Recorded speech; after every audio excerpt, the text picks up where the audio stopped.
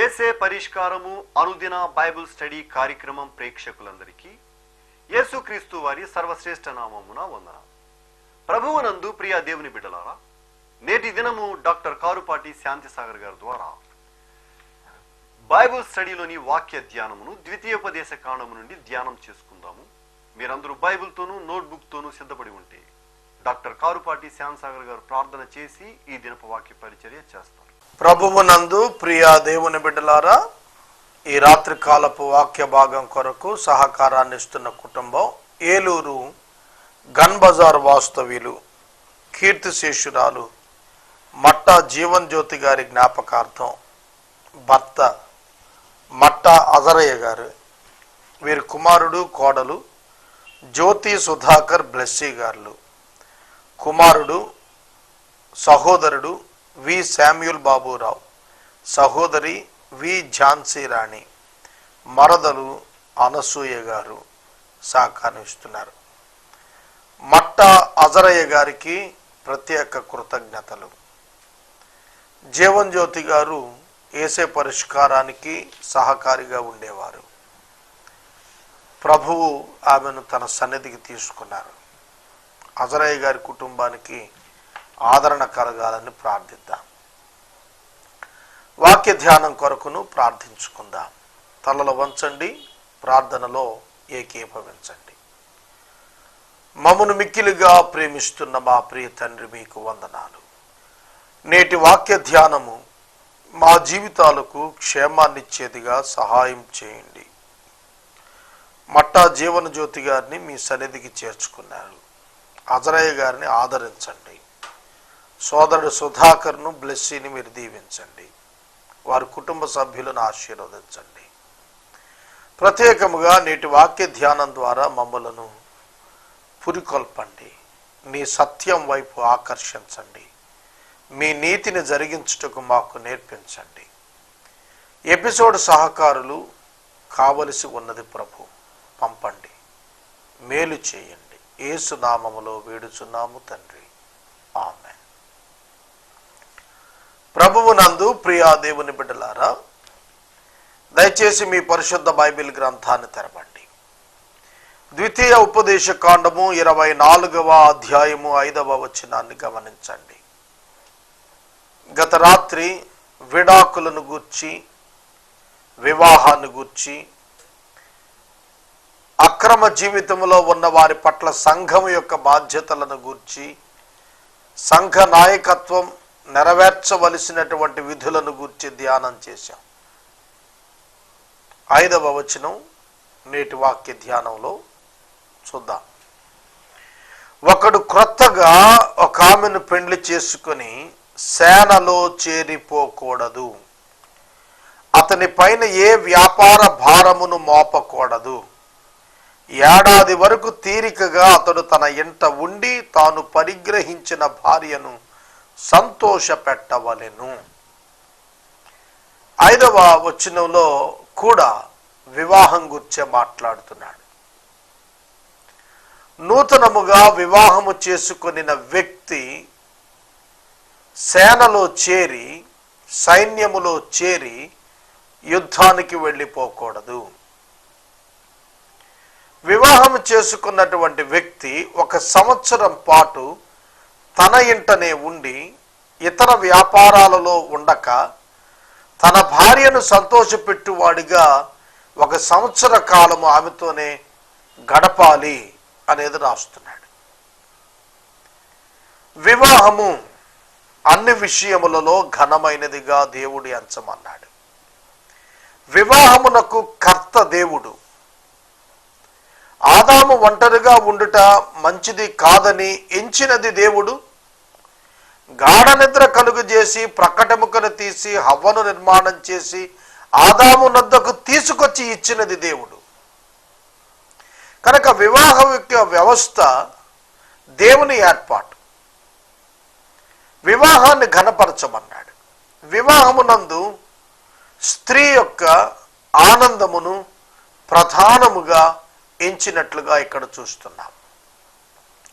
పురుషుడు బాధ్యతలను అడ్డం పెట్టి, అవసరాలను అడ్డం పెట్టి భార్య యొక్క యొక్క ఆనందాన్ని హరించటానికి హక్కు లేదు. ఒకడు నూతనంగా వివాహం చేసుకుని సైన్యంలో చేరిపోయి సైన్యానికి యుద్ధం కొరకు వెళ్ళిపోతే అతని యొక్క మరణం అక్కడ సంభవిస్తే వివాహం చేసుకున్నటువంటి స్త్రీ జీవితానికి అర్థం లేకుండా పోతుంది. కనుక 1 సంవత్సరము పాటు భార్య యందు ఆనందించమంటున్నాడు. వ్యాపార భారాలు కూడా పెట్టుకోవద్దన్నాడు. చూడండి, ఈ రోజున మనం అత్యధికంగా సాఫ్ట్వేర్ కల్చర్లోనికి వచ్చేసాం. ఇప్పుడు క్రైస్తవ కుటుంబాల గురించే నేను మాట్లాడుతోంది. క్రైస్తవేతర కుటుంబాలతో నాకు పని లేదు. క్రైస్తవ కుటుంబాలు మాదిరికరమైన కుటుంబాలు. ఎందుకంటే క్రైస్తవ వివాహములో 3 ఉన్నారు, 2 కాదు, 3 అందులో వడంబడికలోనికి వస్తున్నారు, ఒప్పందములోనికి, నిబంధనలోనికి వస్తారు. 1 భార్య, 2 భర్త, 3 దేవుడు. ఈ నిబంధన 3 పేటల తాడు. ఇది త్వరగా తెగిపోదు. తెగిపోవటానికి అసలు వీలు లేదు. ఇతర వివాహాల్లో భార్యాభర్తల మధ్య నిబంధన, క్రైస్తవ కుటుంబంలో భార్యాభర్తలు దేవునితో నిబంధన. కనుక దీని యందు దేవుని జోక్యం ఉంది క్రైస్తవ వివాహంలో. కనుక మనము గుర్తెరగాల్సినది ఏమిటంటే దేవుని వాక్యమునకు విలువనిచ్చి లోబడటం భార్యాభర్తల యొక్క ధర్మముగా మనం గుర్తెరగాలి. వివాహమును దేవుడే ఏర్పాటు చేశాడు. కనుక దేవుని యొక్క విధానం, దేవుని యొక్క చిత్తము, దేవుని యొక్క ఉద్దేశ్యము వివాహములో నెరవేరాలి. అందుకే చెబుతున్నాడు, ఏ వ్యాపారానికి 1 సంవత్సరం పాటు వెళ్ళొద్దన్నాడు. కనుక భార్య యొక్క సంతోషము భర్త ప్రధానమైనదిగా ఎంచాలి. రాజ్యం కొరకు పోరాడటం విషయం కంటే కూడా, ఆర్థిక లబ్ధి కొరకు అంటే కూడా భార్యకు సమయం ఇవ్వటం, భార్యను సంతోషపెట్టడం అనేది ప్రధానంగా ఇచ్చాడు. వివాహమును గౌరవించటం. ఇప్పుడు క్రైస్తవ కుటుంబాల్లో అత్యధికంగా అభివృద్ధి చెందిన కుటుంబాల్లో సాఫ్ట్వేర్ కల్చర్ వచ్చేసింది. అంటే యవన బిడ్డలు చాలా మంచి హైక్ రేట్స్లో ఉద్యోగం చేస్తున్న వారు ఉన్నారు.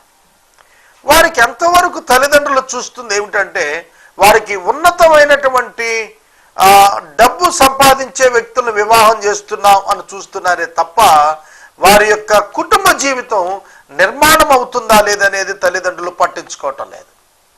చాలామంది ఉద్యోగాల పేరిట, వ్యాపారాల పేరిట నూతనంగా వివాహం చేసుకున్నటువంటి వారు భార్యకు దూరంగా, భర్తకు దూరంగా ఉండిపోతున్న వారు ఉన్నారు.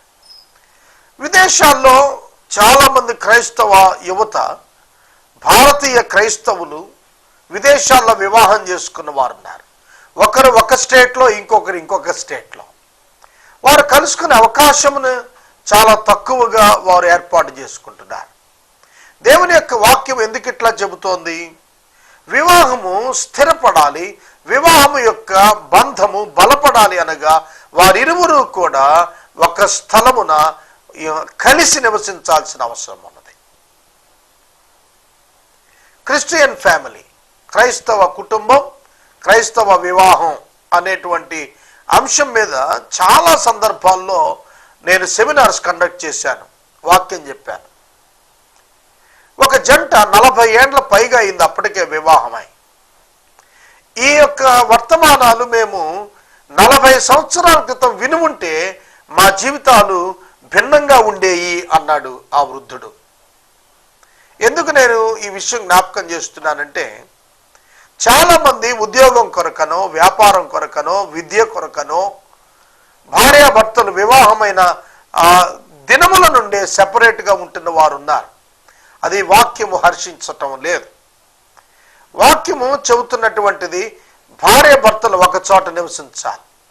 ఇవాళకి గవర్నమెంట్లో కూడా ఒక చట్టం ఉంది. స్పౌస్ కేస్ ప్రకారంగా, స్పౌస్ కేస్ అంటే ఒక భార్య ఒక చోట ఉద్యోగం చేస్తే భర్తకు కూడా అక్కడనే ఇవ్వాలి. భర్త ఉద్యోగం చేస్తున్న టౌన్లోనో విలేజ్లోనో అక్కడనే భార్యకు కూడా ఉద్యోగం ఇవ్వమన్నాడు. ఫస్ట్ రిజర్వేషన్ వారికే ఉంటుంది, ఫస్ట్ ప్రయారిటీ వారికే ఉంటుంది. ఎందుకంటే వారు కలిసి నివసించాలి అనేది పాలసీ. కనుక ఈ దినాల్లో క్రైస్తవ యువత ఆలోచన చేసుకోవాలి. చాలామంది వివాహం చేసుకొని భార్యను ఆమె తల్లిదండ్రుల యొద్దనే విడిచి విదేశాలకు పోతున్న వారు ఉన్నారు. అది ఖచ్చితంగా సరి అయినటువంటి సంబంధం కాదు, సరి అయినటువంటి విధానం కాదు.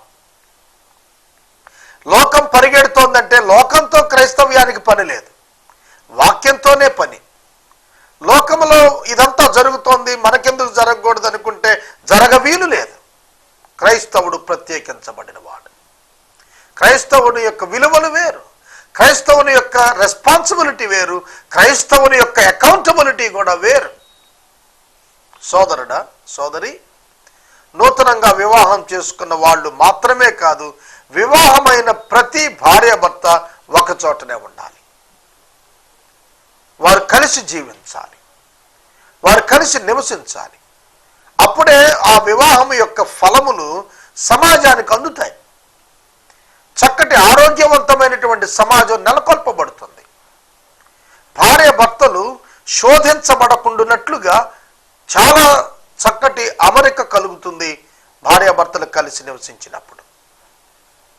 కనుక గుర్తుపెట్టుకోండి, శోధకుడు ప్రవేశించకుండానట్లుగా వారిరువురు ఎడబాయక ఉండుట వారికి మేలు అని చెప్పి పౌలు గారు కొరింథీ సంఘానికి వ్రాశాడు. కనుక వివాహాన్ని చులకనగా ఎంచవద్దు.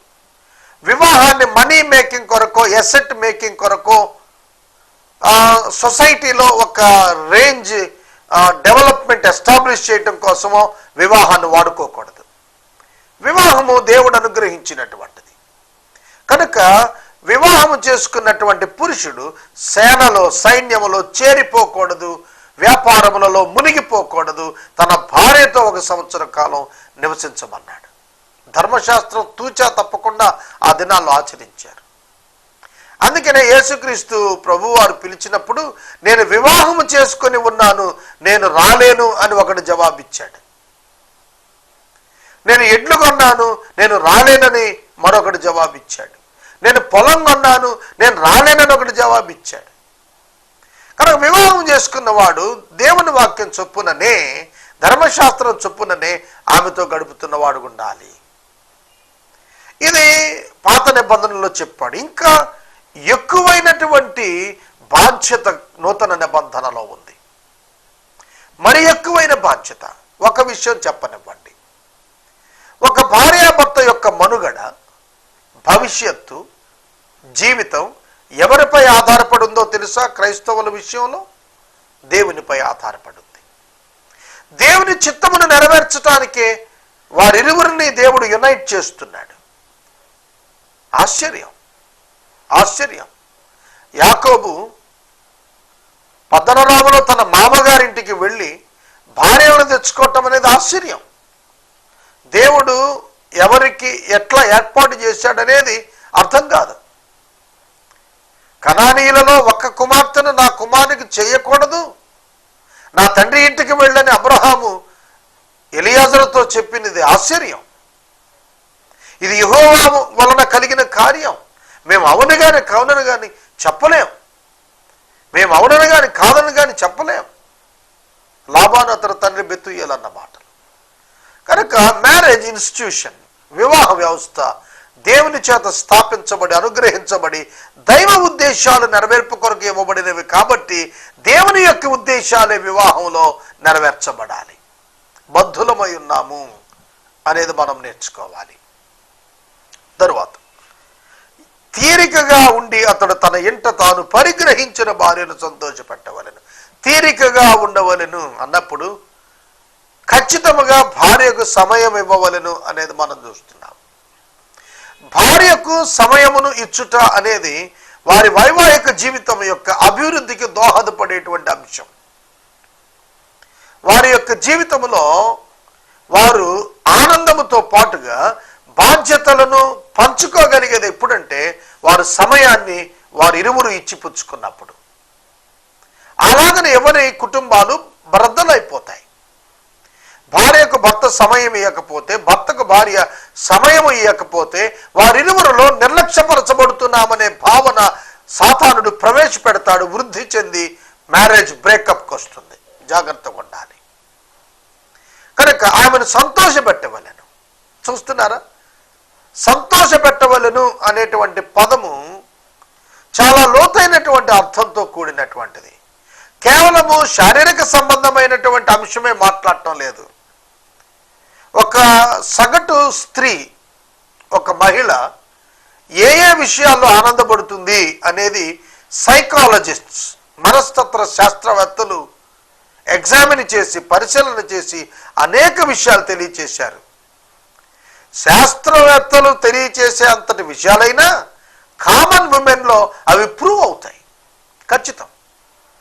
సెమినార్స్లో know your husband, know your wife, నీ భార్యను గురించి తెలుసుకో, నీ భర్తను గురించి తెలుసుకొని అనేకమైన విషయాలు విశదీకరించినప్పుడు సగటు భారతీయ స్త్రీగా ఉన్న వ్యక్తులు కూడా, మహిళలు కూడా చాలా తేటగా ఇవన్నీ వాస్తవం అని చెప్పిన సందర్భాలు ఉన్నాయి. కనుక ఆమెను సంతోషపెట్టవలను అనే పదము మనం ఎఫెసీ పత్రిక 5వ అధ్యాయంలో క్రీస్తు ప్రభువు చేసినటువంటి కార్యాన్ని మనం జ్ఞాపకం చేసుకోవాలి. ఎఫెసీ పత్రిక 5వ అధ్యాయం 28వ వచనం. అటువలనే పురుషులు కూడా తమ సొంత శరీరముల వలె తమ భార్యలను ప్రేమింపబద్ధులై ఉన్నారు. తన శరీరమును ద్వేషించిన వాడు ఎవడునూ లేడు గాని ప్రతివాడును దానిని పోషించి సంరక్షించుకొనును. మనము క్రీస్తు శరీరమునకు అవయవములమై ఉన్నాము గనుక అలాగే క్రీస్తు కూడా సంఘమును పోషించి సంరక్షించుచున్నాడు. సంఘమును పోషించి సంరక్షించుచున్నాడు. సంఘము కొరకు తనను తాను అప్పగించుకున్నాడు. కనుక ఒక భర్త తనను తాను ప్రేమించుకుంటున్నట్లు, పోషించుకుంటున్నట్లు, సంరక్షించుకుంటున్నట్లు తన భార్య పట్ల జరిగించబద్ధుడై ఉన్నాడు. అందుకనే పౌలు గారు రాస్తూ అన్నాడు, ప్రతి పురుషుడు తన భార్య యొక్క ధర్మమును నెరవేర్చవలసిన వాడై ఉన్నాడు. ప్రతి స్త్రీ తన భర్త యొక్క ధర్మమును ఖచ్చితముగా నెరవేర్చవలసినదై ఉన్నది అని రాస్తూ వచ్చాడు. నిజమే, భార్య తన భర్త యొక్క ధర్మాన్ని నడిపించాలి. కొరింథీ మొదటి పత్రిక 7వ అధ్యాయము 2-3 వచనాల్లో రాస్తూ అంటాడు, జారత్వములు జరుగుచున్నందున ప్రతివానికి సొంత భార్య ఉండాలి, ప్రతి స్త్రీకి సొంత భర్త ఉండాలి. 1 హస్బెండ్ అండ్ 1 వైఫ్. ఒక భార్య ఒకే భర్త, ఒక భర్త ఒకే భార్య, ఏకపత్ని వ్రతం. క్రైస్తవ్యం బోధించినది ఒక భార్య ఒక భర్త మాత్రమే. ఒక పురుషునికి అనేక భార్యలు గాని, ఒక స్త్రీకి అనేక భర్తలను గాని వాక్యం అనుమతించలేదు. పాత నిబంధన గ్రంథంలో ఉన్నటువంటి సంఘటనలు క్రీస్తు రాక పూర్వపు సంఘటనలు. వాటి యందు వారి యొక్క బలహీనతలను బట్టి వారు జరిగించినది అంగీకారముగా కాదు, అది ఉపేక్షించబడినది అనేది గుర్తెరగాలి. దానిని అంగీకరించాడు కనుక ఇప్పుడు కూడా చేస్తా ఉంటే కుదరదు. ఒక భార్య ఒక భర్త మాత్రమే, సొంత భర్త ఉండాలి, సొంత భార్య మాత్రమే ఉండవలెను. ఇంకా రాస్తూ అన్నాడు, భర్తకే గాని భార్యకు తన దేహము పైన అధికారము లేదు, అలాగే భార్యకే గాని భర్తకు తన దేహము పైన అధికారము లేదు. భార్య భర్తకు, భర్త భార్యకు వారి వారి ధర్మాలు నడుపవలెను. వారి వారి ధర్మములు అనగా రెస్పాన్సిబిలిటీస్, డ్యూటీస్ నడపవలెను. పురుషుని బాధ్యతలు భార్య పట్లగా పురుషుడు నెరవేర్చాలి. భార్య భర్త యొక్క బాధ్యతలను నెరవేర్చి తీరాలి. ధర్మాలు, డ్యూటీస్ అన్నాడు, ధర్మాలు, విధులు ఆచరించాల్సిందే. కనుక తన దేహం పైన అధికారం భార్యకు తనపై గాని, భర్తకు తనపై గాని లేదు గాని భార్య యొక్క అధికారం భర్త పైన, భర్త యొక్క అధికారం భార్య పైన. ఈ మాటను మీరు చూసినట్లయితే పురుషునికి తనపై తనకు అధికారం లేదు, తన యొక్క భార్యకే తనపై అధికారం ఉంది అన్నప్పుడు ఏంటి అర్థం? అధికారం ఉన్నప్పుడు not the authority but the right, హక్కు. అక్కడ అథారిటీ కాదు, అక్కడ హక్కు గురించి మాట్లాడుతున్నాడు. సోదరుడా, సోదరి, నీ భార్యను దేవుడు నీకు హక్కుగా ఇచ్చాడు. నీ భర్తను నీకు హక్కుగా పొందిన విధానాన్ని దేవుడిచ్చాడు. కాబట్టి నీవు వారి ధర్మాలను నడిపించాలి. హక్కు ఒక్కటే కాదు, హక్కుతో పాటు బాధ్యత కూడా స్వీకరణ జరగాలి. చాలా మంది హక్కులను గురించి మాట్లాడతారు, బాధ్యతల గురించి మాట్లాడరు. కనుక పురుషుని యొక్క బాధ్యత ఏమిటి అనగా, వివాహం చేసుకున్న వెంటనే సైన్యంలో చేరకూడదు. వీరుడును నేను లేకపోతే సైన్యం నడవదు అనుకోకూడదు, నేను లేకపోతే బిజినెస్ లేదని అనుకోకూడదు. భార్యకు ప్రధాన స్థానం ఇవ్వన్నాడు. ప్రియమైన దేవుని బిడ్డలారా, క్రిస్టియన్ ఫ్యామిలీ, క్రైస్తవ కుటుంబమును గుర్చిన టీచింగ్ సంఘాలలో అత్యధికంగా రావాలి. చాలా విచారకరమైనటువంటి విషయం ఏమిటంటే, క్రైస్తవులు ఈ దినాన బోధలో టీవీస్లో కానివ్వండి, చర్చెస్లో కానివ్వండి, బైబిల్లో ఉన్న ఇన్సిడెంట్స్ వర్ణిస్తున్నారు. లైఫ్కి అప్లికేషన్ వచ్చేటట్లుగా మాట్లాడుకోవటం లేదు. అన్వయించుకోవాలి, జీవితాన్వయం జరగాలి. ఆనాడు ఉన్నటువంటి వాక్యములో చెప్పబడిన ప్రిన్సిపల్స్ ఉన్నాయి చూశారు, నియమాలు. వాటిని నేటి మన జీవితంలో ఎట్లా అప్లై చేసుకోవాలో బోధించాలి. కనుక క్రైస్తవ కుటుంబం ఎలా ఉండాలో సంఘాల్లో బోధిస్తున్నారా? బోధించకపోతే ఆ సంఘము క్రైస్తవ కుటుంబంగా నిర్వీర్యమైపోతుంది. కుటుంబాలు నిర్వీర్యమైపోతున్నాయి. తల్లి తండ్రి మందిరానికి వస్తున్నారు, బిడ్డలు రాలేకపోతున్నారు. బిడ్డలు యవనస్తులై లోకములో ఉన్నటువంటి ఆకర్షణలకు వెళ్ళిపోతున్నారు. కారణం ఏమిటంటే, రైట్ టీచింగ్ రైట్ ప్లేస్లో రైట్ టైంలో జరగటం లేదు. కనుక చాలా పెద్ద రెస్పాన్సిబిలిటీ ఉంది బోధకులకు. సంఘాన్ని చక్కటి మార్గములో నడపాలి అని అనగా చాలా ఓపెన్గా ఈ అంశాలన్నీ కూడా సంఘంలో డిస్కస్ చేయాల్సిన అవసరం ఉంది. వీటన్నింటినీ కూడాను చాలా బహిరంగముగా చర్చించాల్సిన అవసరము క్రైస్తవ సంఘానికి ఉంది. కాని విచారం, త్రాగుబోతులు క్రైస్తవ నాయకత్వానికి వచ్చారు. అక్రమ జీవితంలో ఉన్న వ్యభిచారములో ఉన్నటువంటి వారు క్రైస్తవ నాయకత్వాల్లో సంఘాల్లో ఉండిపోయారు. అక్రమ ఆర్జన చేసినటువంటి వారు, లంచగొండలైనటువంటి వారు క్రైస్తవ నాయకత్వంలో ఉండిపోయారు. ఆ కారణం చేత సత్యాన్ని సత్యంగా, విభజనను విభజనగా చేయలేని దుస్థితికి క్రైస్తవ సంఘం వచ్చింది. కనుక మనలను మనం సరి చేసుకుందాం. ఈ రాత్రికాల వాక్యం వింటున్న సోదరుడా, సోదరి, ప్రభువు చాలా తేటగా నేర్పిస్తున్నాడు. భార్యాభర్తలు తమ యొక్క జీవితాన్ని జాగ్రత్తగా కట్టుకోవాలి. ఒకడు బండ మీదన కట్టబడిన పట్టణము వలె ఉంటే తుఫాను వచ్చినా గాలి వచ్చినా అది పడిపోదు. ఇసుక మీద కట్టిన కట్టడం పడిపోతుంది. వాక్యపు విలువల మీద కట్టిన కుటుంబం నిలబడి తీరుతుంది. ఊరికే ఆచారాల మీద కట్టిన కుటుంబం, సెంటిమెంట్స్ మీద కట్టిన కుటుంబం, మనుషుల ఉద్దేశాల మీద, మనుషుల సలహాల మీద కట్టిన కుటుంబం నిలబడదు. మనుషుల యొక్క ఇష్టాల మీద కట్టిన కుటుంబాలు నిలబడవు. దేవుని వాక్యంపై కట్టిన కుటుంబం నిలబడుతుంది.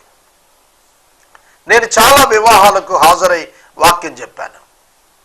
వివాహాల్లో అతి తక్కువ సమయం వాక్యానికి, అతి తక్కువ అటెన్షన్ వాక్యానికి ఇచ్చే వివాహాలు 99 ఉంటాయి 100లో. ఎక్కడో ఒక వివాహంలోనే శ్రద్ధగా వాక్యాన్ని భార్యాభర్తలు వింటారు, ప్రజలు కూడా వింటారు. కొన్ని వందల వివాహాల్లో వాక్యానికి చోటు లేదు. వారు కొన్ని వందల వివాహాలు వేడుకగానే మిగిలిపోతున్నాయి. క్రైస్తవ సంఘాల్లో జరుగుతున్న వివాహాల్లో వివాహం యొక్క ప్రతిష్ట ఇనుమడింపజేయబడటానికి బదులుగా అవహేళన చేయబడుతుంది. దేవుడు ఎందుకు ఈ భార్యనిచ్చాడు నాకు, ఎందుకు ఈ భర్త నాకు ఇచ్చాడనే ఉద్దేశం ఎరిగి వారు ఆ వివాహ వ్యవస్థలో అడుగు పెట్టలేని స్థితిలో నేటి యువత ఉన్నారనేది యథార్థం. భర్తను విడిచి ఇంటిలోనే ఉండిపోయే భార్య, తల్లిదండ్రులు ఏదో ఆందోళనతో ఆమెను ఇంటి అందే ఉంచేస్తున్నారు. They should be counselled. వారు మాట్లాడబడాలి, వారు ఇరుపక్షాలు చర్చించబడాలి, సమస్యలు పరిష్కరించబడాలి. సమస్యలు మానవులు గనక వస్తాయి, మిస్అండర్స్టాండింగ్స్ మానవులు గనక వస్తాయి, ఎక్స్పెక్టేషన్స్ వివాహంలో నెరవేరకపోతే డిస్కరేజ్మెంట్ వచ్చి కుటుంబాలు బ్రేకప్కి వస్తున్నాయి. ఉన్నాయి సమస్యలు, కాదంటం లేదు. కూర్చోవాలి, మాట్లాడాలి. ఎవరు ఎవరికి ఎట్లా దేవుని చిత్తానుకూలమో గుర్తెరిగితే ఖచ్చితంగా విధేయత చూపటం ఇరువురికి సాధ్యం అవుతుంది. ఖచ్చితంగా అంగీకరించగలటం ఇరువురికి సాధ్యం అవుతుంది. కనుక వివాహములో సంఘము యొక్క పాత్ర కూడా ఉంది. తండ్రి, కుమారుడు, పరిశుద్ధాత్ముడు ఈ వివాహంలో భాగమై ఉన్నప్పటికీ సంఘము యొక్క సాక్ష్యము ఎదుట సాక్షిగా సంఘం ఉండగా ఈ వివాహం స్థిరపరచబడుతోంది. క్రైస్తవ వివాహం ఏదో ఇరువురు భార్యాభర్తలు ఎక్కడికో వెళ్ళి ఎక్కడో వివాహం చేసుకుని వచ్చేయటం కాదు. సంఘము ఎదుట సాక్షిగా నిలబడి వివాహములో దేవునితో జతబడుతున్నాడు క్రైస్తవ వివాహంలో. కాబట్టి సంఘమునకు పాత్ర ఉంది. సంఘము ఎదుట వారు సంఘములో జీవించవలసిన వారు కనుక వారు సంఘము ఎదుట నిర్దోషులుగా కనపడాల్సిన అవసరం ఉంది. కనుక క్రైస్తవ వివాహములో సమస్యలతో ఉన్న వ్యక్తులు మీకు తారసపడితే ప్లీజ్ టాక్ టు దెమ్. దయచేసి మాట్లాడండి. వారిరువురి మధ్య ఉన్నటువంటి వాక్య విరుద్ధమైన విషయాలను తొలగింపజేసుకునేట్లుగా హెచ్చరిక ఇవ్వండి. నేను అలా చేస్తాను. చాలా మందికి నేనంటే అందుకే కోపం వచ్చింది. కోపం వస్తే రానియండి, నా బాధ్యత చెప్పాలి. నేను చెప్పాను. ఈ రాత్రికాలం నేను వాక్యాన్ని ఇక్కడ నిలుపుదల చేస్తున్నాను. ఒకే మాట గత దినం ఈ దినం వివాహము యొక్క ప్రతిష్ట, వివాహం యొక్క ఉద్దేశం, వివాహములో ఉన్న ఆధిక్యత గుర్తెరగమని మనం చేస్తున్నాను. ఈ రాత్రికాలపు వాక్య భాగమునకు సహకారము ఇచ్చిన కుటుంబము గన్ బజార్ వాస్తవ్యులు మట్టా జీవన జ్యోతి గారు జ్ఞాపకార్థం, మట్టా అజరయ్య గారు భర్త, కుమారుడు కోడలు జ్యోతి సుధాకర్, బ్లెస్సీ సుధాకర్, సోదరుడు వి శామ్యూల్ బాబురావు, సహోదరి వి ఝాన్సీ రాణి, మరదలు అనసూయ గారు సహకారమిస్తున్నారు. దేవుడు ఈ కుటుంబాన్ని దీవించునుగాక. మనము ఇంతవరకు డాక్టర్ కారుపాటి శ్యామ్ సాగర్ గారి ద్వారా బైబిల్ స్టడీలోని వాక్య ధ్యానమును ద్వితీయోపదేశ కాండము నుండి ధ్యానం చేసుకున్నాము. ఈ కార్యక్రమం ద్వారా మీరు పొందుకున్న ఆత్మీయ మేలులు ఒక ఉత్తరం ద్వారా మాకు తెలియచేయండి. మీ ప్రార్థనా మనవులు మాకు తెలియచేస్తే ఏసే పరిష్కారం కార్యాలయంలో ఏర్పాటు చేసిన ప్రత్యేక ప్రార్థనా శిబిరంలో మీ కొరకు ప్రార్థిస్తాం. మీ కుటుంబ పక్షముగా ఒక ఎపిసోడ్ ప్రసారం చేయాలనుకున్నారు మాకు తెలియచేస్తే మా సిబ్బంది మీ గృహాలను దర్శిస్తారు. ముగింపు ప్రార్థన ఆశీర్వాదాలతో ఈ కార్యక్రమాన్ని ముగించుకుందాం. ప్రార్థించుకుందాం. తలల వంచండి. మమ్మల్ని మిక్కిలిగా ప్రేమిస్తున్న ప్రభు మీకు వందనాలు. వివాహములో జతపడి సమస్యల చేత విడిగా ఉన్న భార్యాభర్తలు ఈ దినమే ఆలోచించుకుని ఒకటవటానికి, ఒక చోట చేరిని స్తుతించే వారు ఉండటానికి సహాయం చేయండి. మట్టా అజరయ్య గారి కుటుంబానికి ఆదరణ ఇవ్వండి.